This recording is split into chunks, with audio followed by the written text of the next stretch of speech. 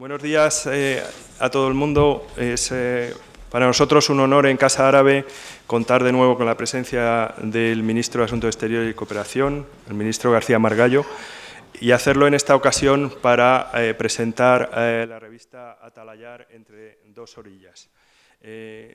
También está con nosotros Javier Fernández Arribas, que es el director de la revista, y yo quiero hacer simplemente una breve introducción para agradecer a la presencia de los embajadores árabes que se encuentran entre nosotros, de otras autoridades, el secretario de Estado de Asuntos Exteriores, los directores generales de Política y el director general del Mediterráneo, Norte de África y Oriente Próximo, así como la presencia de numerosos intelectuales y de todos ustedes en general. Esta es una ocasión magnífica porque siempre es importante dar la bienvenida a una revista especializada. Lo es más, en este caso, en el caso de Atalayar, porque se refiere a uno de los grandes temas, a uno de los grandes escenarios precisamente en los que se desarrolla la política exterior española, el norte de África y el Oriente Medio. Norte de África y Oriente Medio, que son, sin lugar a dudas, fuentes continuas de noticias, de análisis, de esperanzas y de dificultades. Sin ir más lejos, nada más hay que pensar hoy en la situación, por poner un ejemplo, en Egipto, como ejemplo de los procesos de transición que están afectando a numerosos de estos países, o pensar en las grandes posibilidades que existen, tanto oportunidades de negocios como oportunidades para profesionales españoles, como relaciones económicas, culturales, políticas de toda intensidad. También es conocida nuestra sensibilidad como país a los elementos históricos, culturales y políticos que se encarnan en el norte de África y Oriente Medio, y por tanto simplemente quiero concluir con las primeras palabras. Es un gran momento porque contamos con una nueva revista, una revista realmente importante, que tiene una gran calidad, que ya ha sacado 4 números y que tiene los desafíos propios de cualquier revista, que es continuar y hacerlo cada vez mejor. Yo he tenido la oportunidad de conocer ya hace más de 20 años a Javier Fernández Arribas. En aquel entonces estaba yo destinado en Bruselas y él venía mucho por allí, y creo que tendrá capacidad de afrontar estos desafíos. Y sin más, le paso la palabra precisamente a Javier. Muchas gracias. Buenos días a todos. Gracias, Eduardo López Busquets. Muchas gracias, embajadores. Muchas gracias, empresarios, periodistas, amigos. Sobre todo, muchas gracias a nuestro anfitrión, Eduardo López Busquets, director de Casa Árabe, y a todo su espléndido equipo por acoger esta presentación y prestarnos todo su apoyo. Pero no solo de una manera profesional, que eso se da por descartado, sino por el cariño y la excelente predisposición para celebrar esta presentación, que yo sé que les ha dado bastante trabajo. Seguro que merece la pena. Y, por supuesto, muchas gracias a don José Manuel García Margallo, ministro de Asuntos Exteriores y de Cooperación, y a todo su equipo, que también ha trabajado igual de bien que el de Casa Árabe. Se nota, ministro, que hay una línea de trabajo coherente y eficaz en todo el ministerio. Y no es peloteo, es la realidad que me permito trasladarles. Y además se lo agradezco especialmente porque el señor ministro ha estado toda la noche sin dormir. Saben ustedes lo que ha ocurrido con un avión que andaba por allí y demás, ¿no? Bueno, vamos a hablar a partir de ahora de cómo, a través de un medio de comunicación, pretendemos poner en valor España, apostar por lo español en el norte de África, en el resto de África, en el mundo árabe, con el objetivo de contribuir a que las relaciones en todos los ámbitos, entre los países, entre los gobiernos, entre las empresas, los trabajadores, en definitiva, los pueblos de las dos orillas, sean cada día mejores. Todo eso sin perder nuestra obligación periodística, analítica y crítica de los acontecimientos, pero, les aseguro, vistos desde una actitud positiva. ¿Qué es o qué pretende ser Atalayar? Bueno, pues bienvenidos a Atalayar entre dos orillas, una revista mensual internacional sobre España y el Magreb, sobre la Unión Europea y el mundo árabe y África, que nace con edición impresa, escrita en español, y en edición digital, www.atalayar.com, y en la que podrán encontrar las claves de la actualidad en las dos orillas, con opiniones contrastadas, análisis y reportajes en profundidad sobre el porqué de los acontecimientos y sus repercusiones, con entrevistas a personalidades del mundo de la política, de la economía, del comercio, de la actualidad, de la cultura, sin olvidarnos de todo lo que es tendencia en el mundo del ocio, de los viajes, del turismo, de la moda, de la belleza, de la gastronomía y con el análisis, no podía ser menos, del deporte que trasciende fronteras. Atalayar entre dos orillas es una revista que quiere ser el puente de comunicación, información y entendimiento entre culturas. Apuesta por el rigor y la credibilidad en todos los temas que nos unen a dos pueblos tan cercanos y a veces tan alejados. Por eso nuestro objetivo principal es mejorar el conocimiento mutuo entre España y el Magreb, entre la Unión Europea y África y el mundo árabe. Para muestra de nuestra línea editorial solo hace falta echar un vistazo a los editoriales de los 4 primeros números que llevamos publicados. Por cierto, aprovecho para anunciar que el 5º número de la revista lo hemos retrasado con motivo de la visita del rey don Juan Carlos a Marruecos y estaremos en los kioscos con una edición especial con la información y los análisis de este acontecimiento. Estaremos en los kioscos el próximo 1 de agosto. Bueno, las portadas que hemos hecho en el número 1 es los dos reyes, don Juan Carlos y Mohamed VI, unas declaraciones del ministro de Turismo de Marruecos informándonos de que Mohamed VI instó a su gobierno a ayudar a España. En el segundo número abordamos el futuro del Magreb a todo tren, como la apuesta por la alta velocidad y la modernización, no solo en Marruecos, sino también en Argelia, es un asunto fundamental para ellos. En el tercer número, la portada se la dedicamos al ministro delegado de Asuntos Exteriores y de Cooperación de Marruecos, Youssef Amrani, que nos hablaba de que España y Marruecos somos aliados, socios y amigos, una opinión que ratificó en entrevista posterior en el número 4 nuestro propio ministro, el señor García Margallo, que incidía en la necesidad de que sería muy positivo que se reactive la Unión del Magreb árabe. Estas son las 4 portadas. Los editoriales, 2 pueblos y un destino, creo que con el titular se dice todo. Ros y la alta velocidad, cuando el enviado especial de Naciones Unidas estaba haciendo una gira por la zona y Marruecos y Argelia apostaban por modernizarse en el tema de los transportes ferroviarios. En el número 3, salida magrebí. Nosotros pensamos y reivindicamos un acuerdo entre Argelia y Marruecos para superar todos los problemas. Insistimos en la necesidad de recuperar el Magreb. Los editores y profesionales de Atalayar entre dos orillas trabajamos intensamente por satisfacer el derecho de todas las personas a estar bien informadas, a disponer de los mejores argumentos para formarse su propia opinión sobre lo que acontece y por ofrecer entretenimiento y diversión como desahogo también de las tensiones diarias. Nuestra pauta de trabajo garantiza la calidad de este medio de comunicación. ¿Cómo? Pues fomentando un mayor y mejor conocimiento para progresar juntos con apoyo político, económico, comercial y social entre las dos orillas, ofreciendo las claves de todos los sectores en los que puede y debe haber una mejor colaboración entre las dos orillas, cuidando al máximo la calidad y el rigor de los contenidos, ya sean noticias, reportajes, artículos de opinión, fotos o infografías, abordando en profundidad los temas políticos relevantes de interés común y su influencia en las dos orillas, impulsando los campos de colaboración empresarial que contribuyen al desarrollo de todos, contando con la opinión de expertos en los asuntos importantes e interesantes que conforman estados de opinión en las dos orillas, consolidando la lucha contra el terrorismo, el narcotráfico, el tráfico de armas y de personas y la inmigración irregular, analizando la cooperación estratégica para la seguridad y la defensa en las dos orillas, difundiendo los eventos sociales y culturales interesantes y emocionantes en las dos orillas, destacando las oportunidades de ocio, turismo, gastronomía, moda y belleza que se presentan entre las dos orillas y subrayando la afición conjunta por el deporte con intereses comunes y pasiones compartidas. ¿Quiénes somos? ¿Quiénes son estos locos que se atreven a esta aventura en estos tiempos? Bueno, la sociedad editora de Atalayar entre dos orillas es Norte Sur Media Comunicación, que tiene 3 socios. Uno, David Alvarado, socio y director adjunto, periodista español que está en Rabat. Su espalda no le ha permitido viajar para estar aquí con ustedes, menos mal que sí le deja escribir. Lleva 8 años viviendo en Marruecos y ha colaborado en varios medios. Estuvo durante casi un año al frente del Instituto Cervantes en Orán, en Argelia.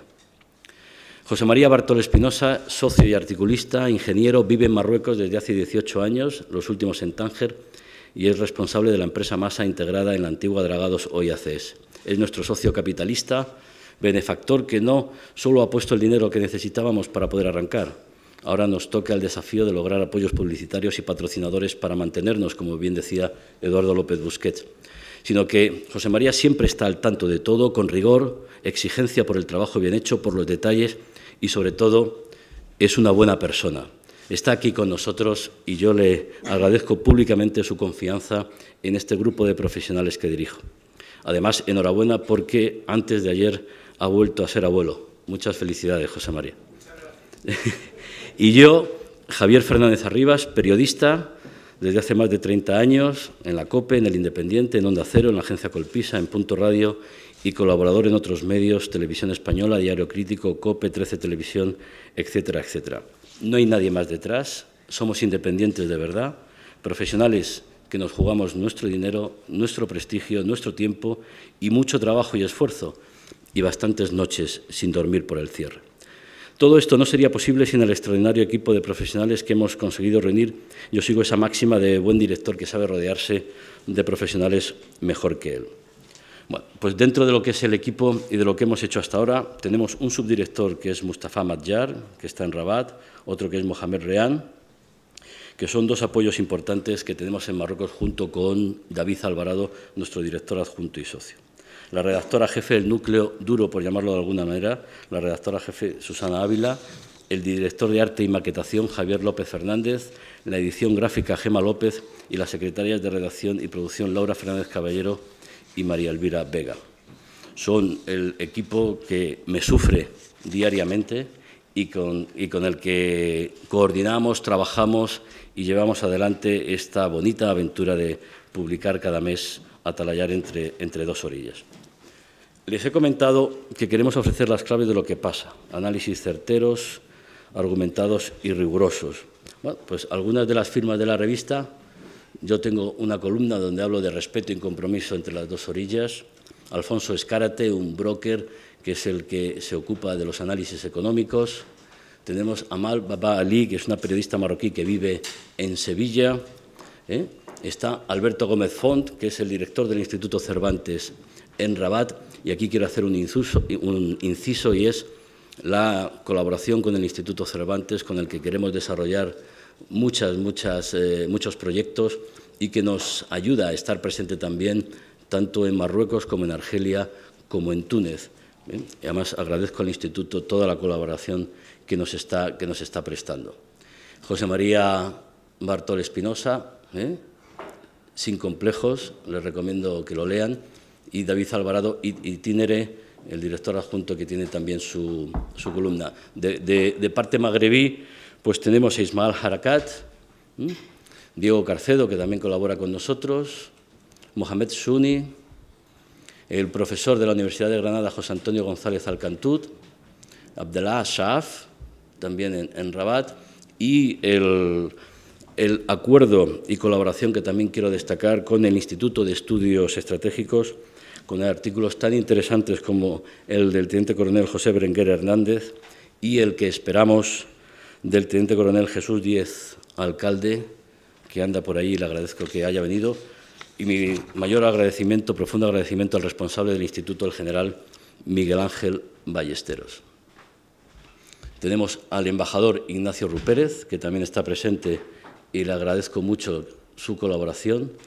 Y llegamos a una de las partes de la revista que yo creo que nos diferencia, y es un cuadernillo especializado central, lo llamamos Faro Financiero, Faro Económico, que está realizado por Alfonso Escárate y donde analizamos en profundidad los diferentes aspectos de la actualidad económica financiera, sobre todo con el objetivo de ser muy útiles a las empresas. El primero hablamos de las previsiones financieras del segundo trimestre, el segundo fue sobre el shale gas, una revolución energética, ese gas de esquistos, ese gas de pizarra que puede revolucionar el mercado energético. Y el tercero, Unión Europea-Magreb, mucho trabajo, un gran futuro. Estamos preparando ya el faro económico específico de las relaciones entre España y Marruecos con motivo de la visita de Su Majestad el Rey a Rabat los próximos 15, 16 y 17 de julio. Atalayar, insisto, quiere ser muy útil para las empresas, para impulsar los negocios entre las dos orillas, y la sección de Economía tiene un peso específico. Tenemos una reportera que se atreve con todo, que es Esther Pedraza. Hace poco ha estado con un grupo de empresarios en Orán, estaba el ministro allí con ellos, de la mano de Casa Mediterráneo, y gracias a su talento puede hacer reportajes de sociedad, de economía, y todos los trabajos de Esther son bienvenidos. Y con ella está Roberto Arias, que es nuestro redactor a nivel económico. Hemos hablado de las inversiones de Argelia, hemos hablado de Marruecos y el Magreb a todo tren, de las empresas españolas que incrementan las relaciones con Argelia, de la guía para emprender en Marruecos. Son artículos todos que buscan la utilidad, que buscan servir para todo aquel que tenga interés e intención de invertir en Marruecos, de ir a Marruecos o a Argelia o a cualquier país del norte de África, y viceversa, porque también tenemos, y en la sala hay algún empresario marroquí, como el señor El-Kirmani, que están haciendo negocios, buenos negocios aquí en España. En la parte política intentamos abordar los temas desde otro punto de vista, con las claves, con los análisis. Además, contamos con la colaboración de Maite Carrasco, freelance, la conocen ustedes, que está yendo en los últimos tiempos a todos los conflictos. Maite nos ha hablado de Mali, nos ha hablado de Siria. Hemos hecho un especial sobre el Sahel, la crisis de Mali, donde explicamos quién es quién y el por qué ocurre lo que ocurre en el Sahel, una zona de especial preocupación, y me consta por haberlo hablado con el ministro, de especial preocupación para la diplomacia española. Y en el término político, pues estamos pendientes de lo que ocurre tanto en Marruecos como en España. También conseguimos una pequeña exclusiva de contar algo que se había contado poco, y es la batalla de Nayaf, nuestros soldados en Irak salvando la vida a 102 salvadoreños iraquíes, todos al mando de este hombre, el ahora capitán Guisado, una acción heroica de su sección que, insisto, consiguió salvar la vida a más de 100 personas en Nayaf en 2004. La sección de Sociedad y de Cultura nos permite adentrarnos en lo que es la realidad, lo que es la vida de nuestros vecinos. Hablamos sobre todo de cómo están la situación de las mujeres y de la infancia. Y a nivel cultural, pues tenemos casos como el de Abdul Wahid, un personaje muy interesante, o Bernabé López, que nos habla de los españoles de Tánger.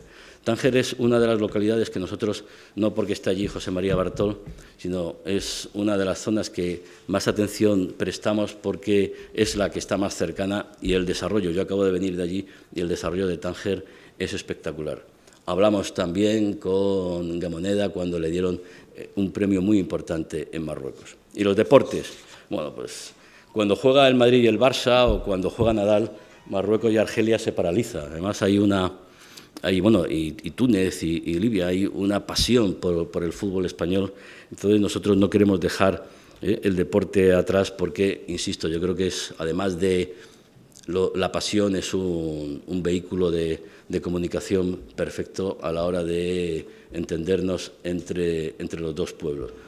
Es verdad que el Madrid y el Barça se llevan casi todos los contenidos, pero también queremos prestar atención al deporte. Nos vamos a tendencias.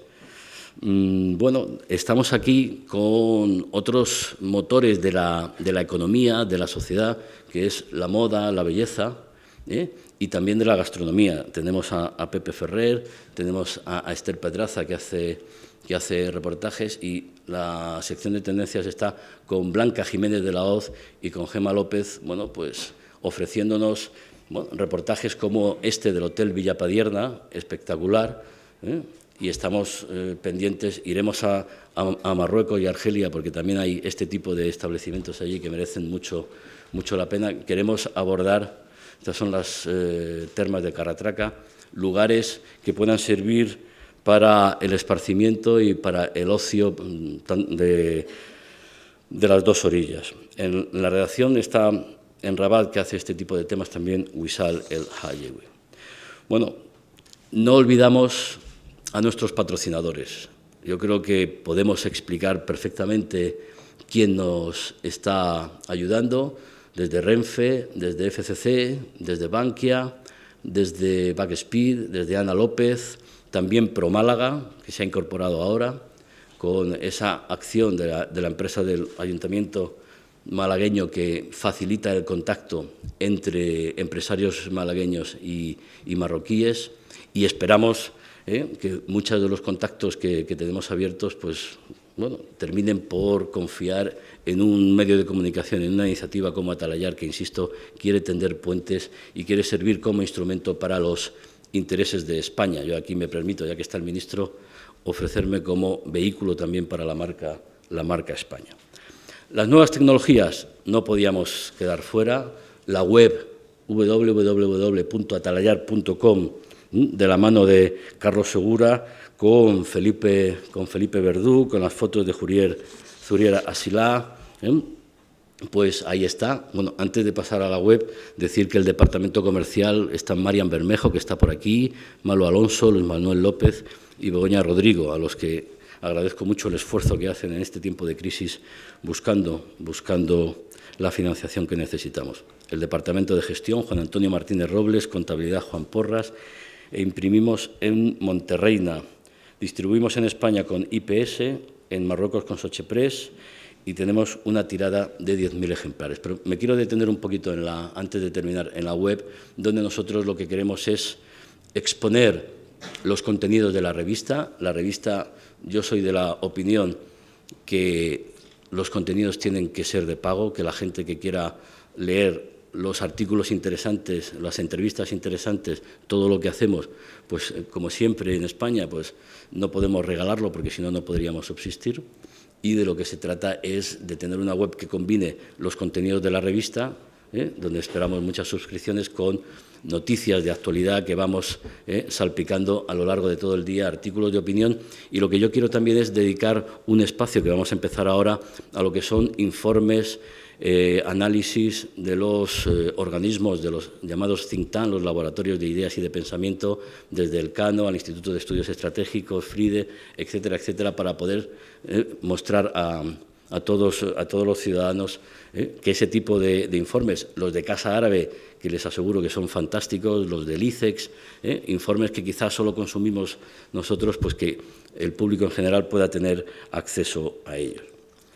Termino. En Atalayar entre dos orillas queremos satisfacer una necesidad de comunicación inaplazable entre españoles y magrebíes, entre europeos y africanos y árabes, que ayude a mejorar las relaciones entre millones de personas. Les invitamos a acudir cada mes a la cita con su ejemplar en papel, que se venderá, insisto, en los principales kioscos de España y Marruecos. También se va a distribuir en el Instituto Cervantes de Argelia, Túnez y en otros puntos del Magreb. Y todos los días en la web www.atalayar.com, y tenemos especial movimiento, gracias a Carlos Segura, en las redes sociales Twitter, Facebook y LinkedIn.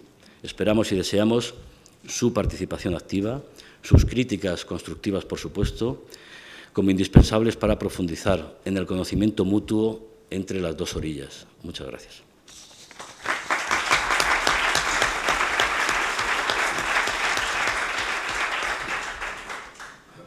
Ministro, por favor.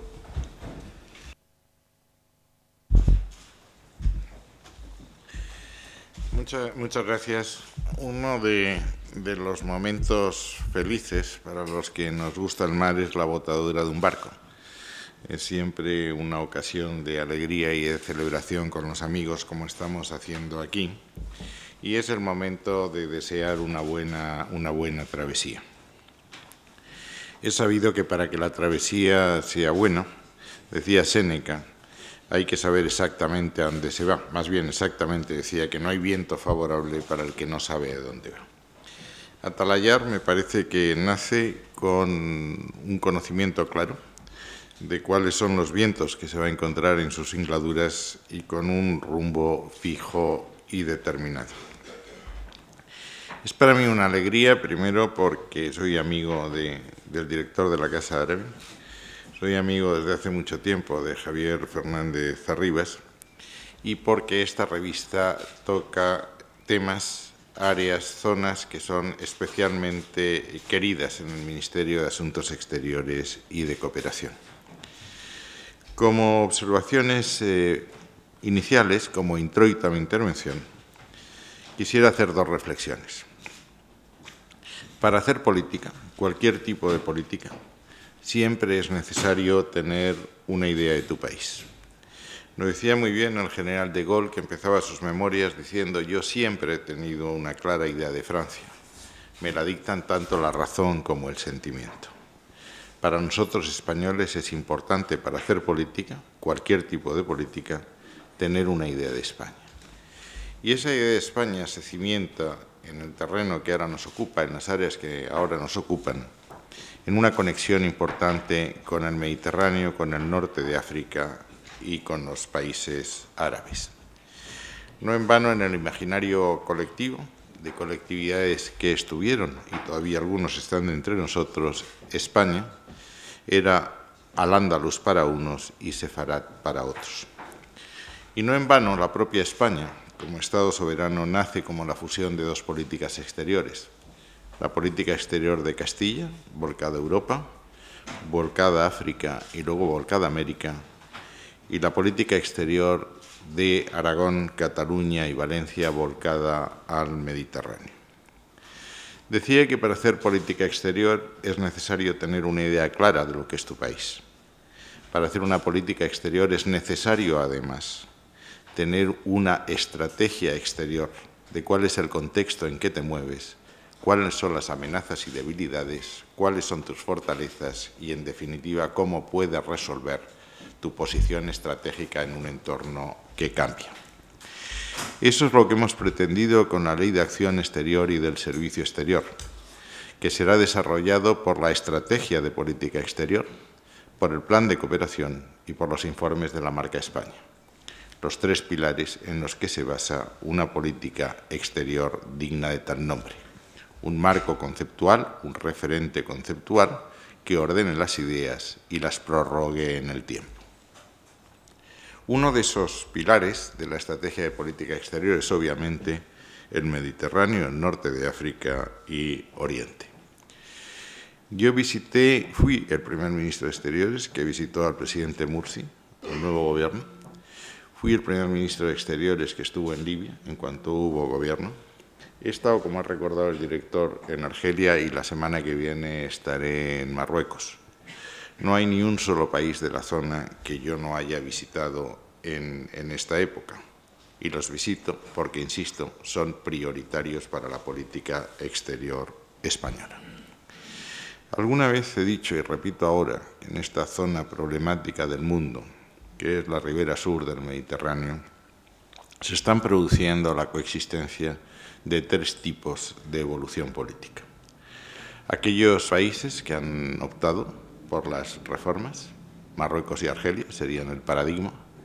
Aquellos que han experimentado por la vía de la revolución, Túnez, Libia y Egipto, y aquellos que se resisten a adaptarse a los cambios y están en un proceso claro de involución, como es Siria. Proceso de involución que a su vez puede afectar a los países de la zona y muy singularmente a Líbano, Jordania, sin olvidarnos de Turquía. Hay, en mi opinión, tres características que son comunes a los procesos de transición, cada uno distinto, pero insisto que presentan rasgos generales comunes. En primer lugar, es la rapidez a la que se producen los cambios. Yo creo que el primero que habló de esto fue Alvin Toffler con la tercera ola. Han sido muchos los autores que han subrayado la rapidez en la que se producen los cambios en la etapa de la globalización. Aquí, en esta zona, baste subrayar que bastó un incidente en Sidi Bou, en Túnez, para que la chispa provocase un incendio en todo el país que luego se extendió en todo el área. Hemos visto las consecuencias que se han producido en un país amigo como Turquía, como consecuencia del intento del gobierno de construir un centro comercial en un parque. Si Fidel Castro tardó 4 años en bajar de Sierra Maestra a La Habana, los cambios aquí se producen en cuestión de días, y es lo primero que tenemos que tener en cuenta. Y para hacer una política exterior coherente y consistente hay que tener una enorme flexibilidad y una enorme capacidad de adaptarse a unos cambios que se producen a velocidad supersónica. Segunda característica común de estos procesos de transición es la fragmentación, la atomización de las oposiciones a los regímenes en el poder. Lo que está ocurriendo en algunos países demuestra que las oposiciones van desde la extrema derecha hasta la extrema izquierda en ocasiones y que lo único que les une es su voluntad de derrocar al titular del gobierno, sin que sean capaces, y esa es una de las dificultades de la transición, de poner un proyecto, de alumbrar un programa, en definitiva, de alumbrar una idea de lo que quieren hacer con su país. Son uniones que se caracterizan por unirse por el no, pero no son capaces de unirse por el qué, el cómo, para qué y hacia dónde se camina. La tercera es que estos procesos de transición interna tienen peligros internos importantes. El primero es el peligro económico que yo repito siempre una reflexión que me hizo el presidente de Israel, Shimon Peres, cuando refiriéndose a lo que estaba ocurriendo en Egipto, me dijo: el problema real es que cuando se produjo la revolución de los coroneles en el 52, había 17 millones de egipcios. Hoy hay 85 millones y ni el agua ni los recursos se han multiplicado a las velocidades de la población. Y allí donde hay pobreza, donde el Estado es incapaz de proveer los servicios básicos que demanda a la población, esos servicios básicos son prestados por otras fuerzas que sacan un rendimiento político importante. Segundo gran peligro es el extremismo, el sectarismo político, religioso, étnico en algunos países de la zona. El tercer peligro viene determinado por el contagio, por la influencia de acontecimientos que se producen fuera del país, pero que repercuten en el país. Se refería Javier Fernández Arribas a la participación española en Mali. España ha participado en esa zona, sigue participando en estos momentos en 2 misiones. Una, la operación Atalanta para acabar con la piratería en Somalia, y la otra fue la participación en la operación de Mali, en donde seguimos implicados en la formación de las fuerzas malienses y en la protección de las fuerzas que forman a Mali. No dudamos desde el primer momento en apoyar la iniciativa francesa en el Consejo de Ministros de Asuntos Exteriores de la Unión Europea. No dudamos en autorizar los sobrevuelos que nos solicitaron por los distintos países que estaban implicados en la zona. No dudamos en prestar apoyo logístico con un avión propio y no dudamos tampoco en enviar formadores y mandar las fuerzas de protección que se requerían. Mali, afortunadamente, está en el buen camino.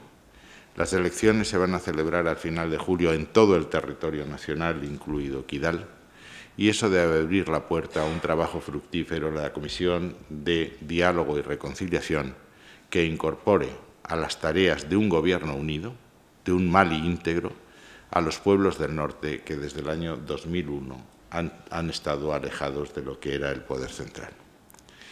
El problema es que el peligro terrorista que se pudo asentar en Mali si no se hubiese intervenido a tiempo se ha desplazado en estos momentos a Libia. Libia probablemente es una de las preocupaciones más importantes de todos los países occidentales.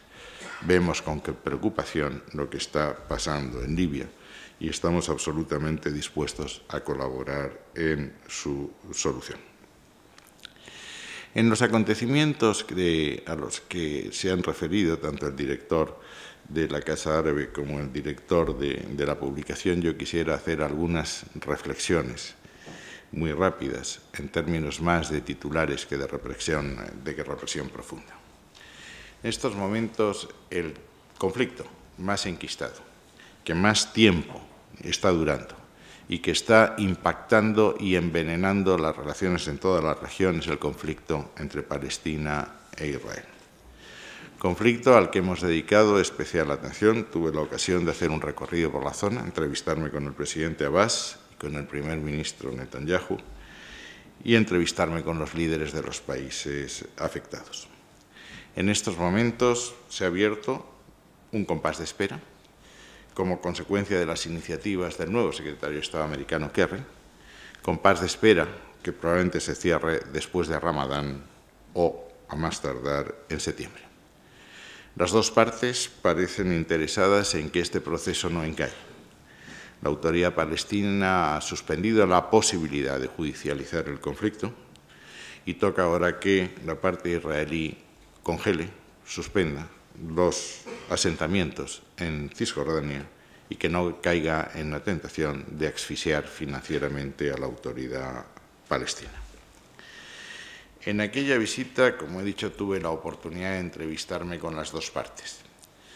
El mensaje que el presidente Abbas me pidió que transmitiese a la autoridad israelí es que estaban dispuestos a negociar dos temas, de forma inmediata, aplazando el resto para después.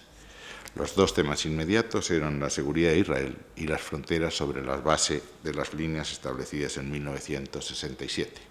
Solucionados ese problema, sería momento de negociar en un momento posterior el resto de las cuestiones pendientes.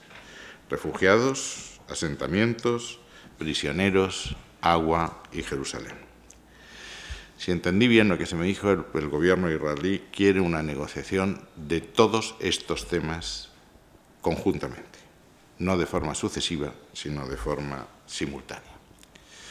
El plan Kerry, el plan que el secretario de Estado se ha propuesto, se basa en tres pilares. Incluir en los términos de referencia el término Estado judío, lo que nos lleva al problema de los refugiados.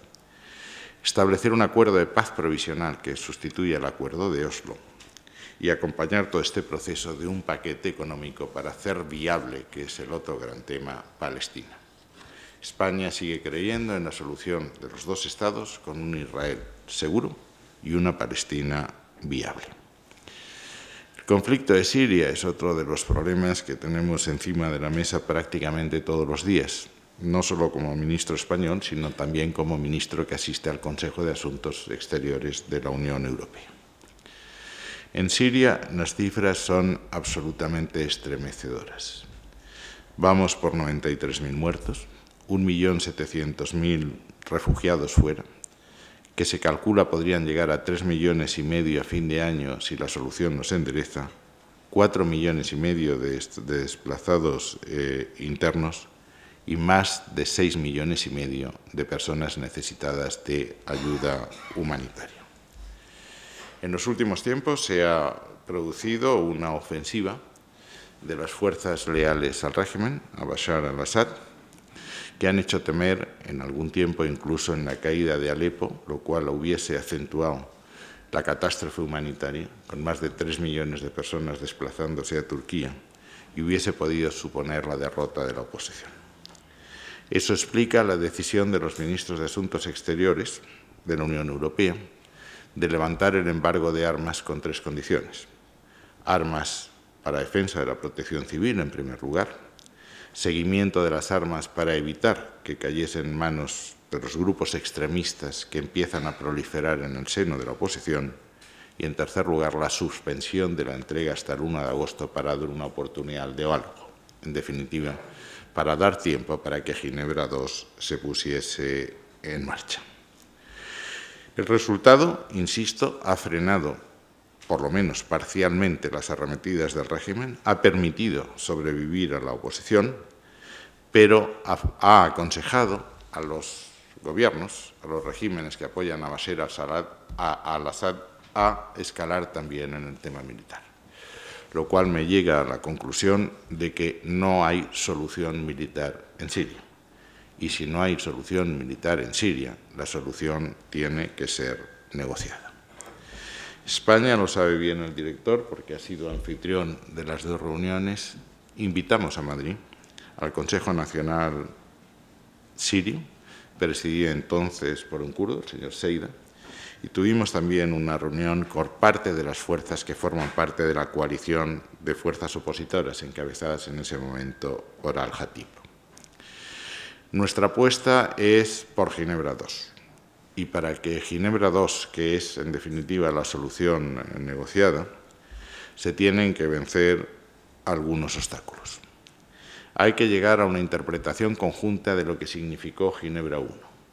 No es un secreto que Rusia plantea algunas incertidumbres, algunas dudas que dimanan de una lectura diferente de Ginebra I de lo que hemos hecho el resto de los países interesados en el tema.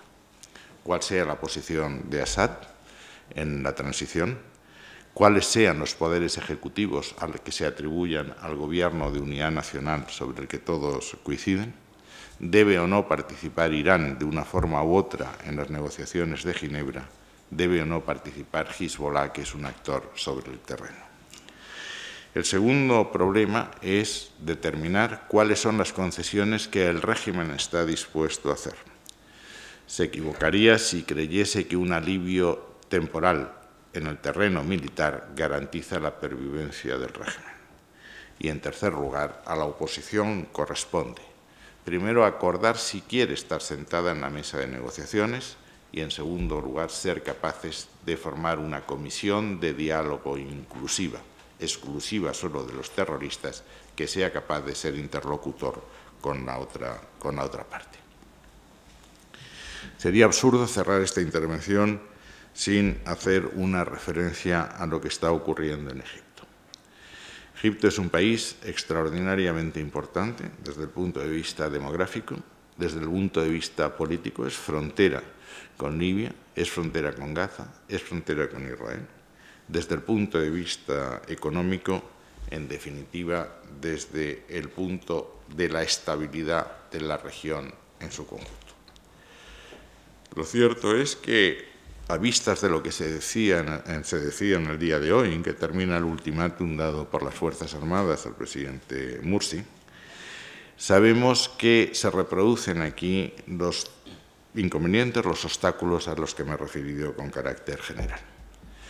La oposición ha sido capaz de hacer una manifestación como no se recordaba desde los tiempos de la Revolución.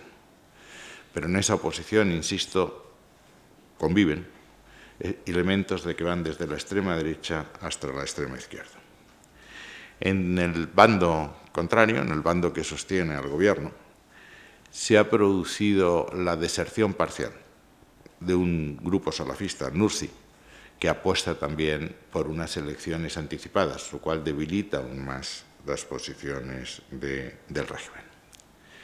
Segundo elemento de preocupación es que todo este conflicto entre dos partes que han decidido llevar sus reivindicaciones a la calle se produce en un momento de un cierto vacío político. Como todos ustedes saben, la Cámara Baja fue disuelta por una decisión judicial. Parece que los tribunales quieren también disolver la Cámara Alta, que es la única que queda, e incluso disolver la Asamblea Constituyente, lo cual arroja serias dudas sobre la viabilidad de la Constitución por ellas aprobadas. Egipto se enfrenta a dificultades políticas que he señalado y a dificultades económicas aún mayores. Se está negociando, el Gobierno está negociando un pacto, un préstamo de 4.800 millones con el Fondo Monetario Internacional que llevaría aparejada, y los que estamos en la Unión Europea, España en particular lo sabemos muy bien, condiciones que entrañan ajustes y reformas difíciles de hacer soportar a una población que está en una situación muy delicada porque la economía egipcia ha caído notablemente en el último año. Ventana de esperanza se ha abierto en Irán con la elección del nuevo presidente. En sus palabras, la victoria de la inteligencia, de la moderación y del progreso. Quedan como incógnitas saber el margen de maniobra que tendrá el nuevo presidente en relación con los otros elementos que contribuyen a definir, a diseñar el régimen iraní.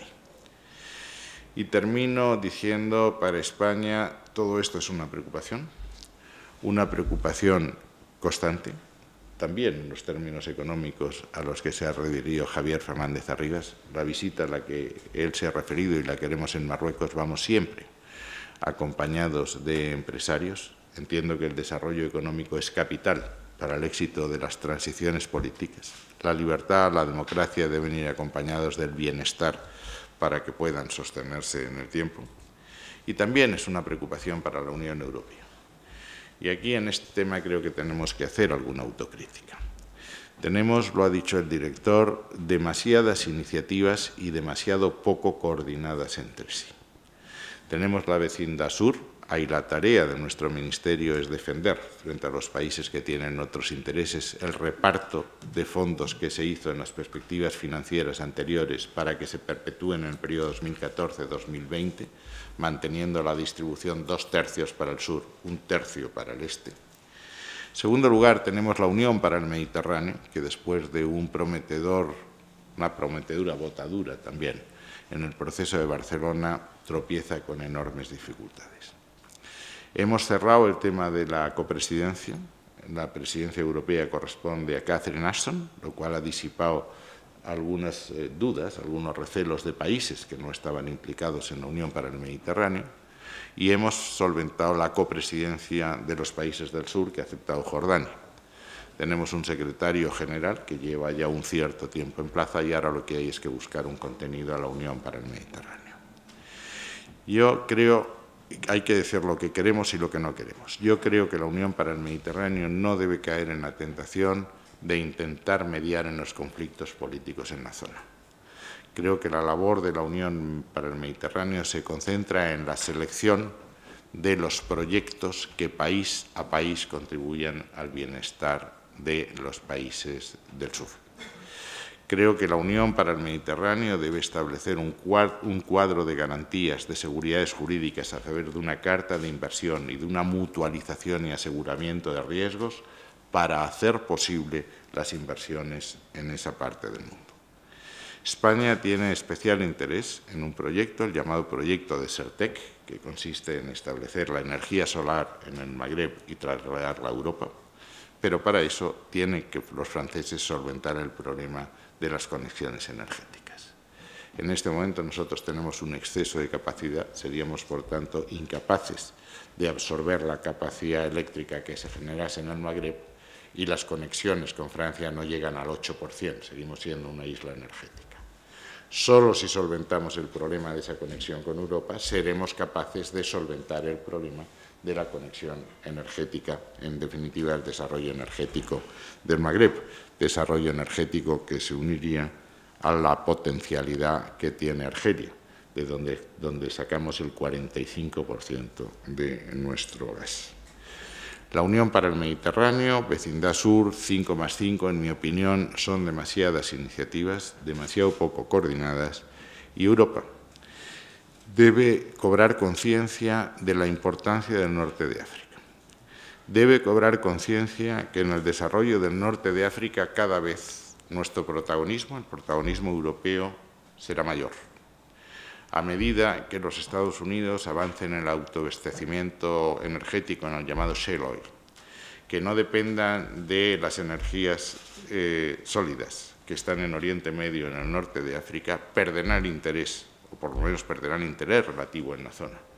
Y la Unión Europea será la que tenga que llenar este hueco. Buena prueba hemos tenido de este relativo, no absoluto, distanciamiento de los Estados Unidos en su escasísima participación en Libia y en su escasísima participación en Mali. Yo creo, y lo he dicho antes con ocasión de otra pregunta, que España, la política exterior española, tiene que estar anclada en dos grandes bloques, la Unión Europea por un lado y los Estados Unidos de América por otro. Si resolvemos esos dos anclajes será mucho más fácil resolver los ejes, los problemas que tenemos en las otras zonas, Norte de África, país árabe, África subsahariana, Iberoamérica y la asignatura pendiente de Asia-Pacífico. Pero una cosa es que tengamos que tener esos anclajes y otra cosa es que seamos incapaces de tener una política autónoma donde haya una política común o perdamos de vista nuestra capacidad de influir en definir esas políticas conjuntas, que es la labor que España puede realizar.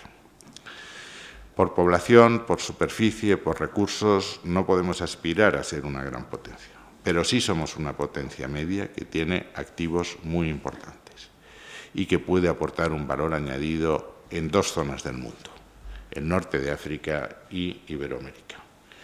Podemos aportar a nuestros socios, a nuestros aliados, a nuestros amigos. En China, en donde acabo de llegar, nos pidieron una especie de triangulación en estas dos áreas en donde nosotros tenemos el conocimiento, la credibilidad y la experiencia.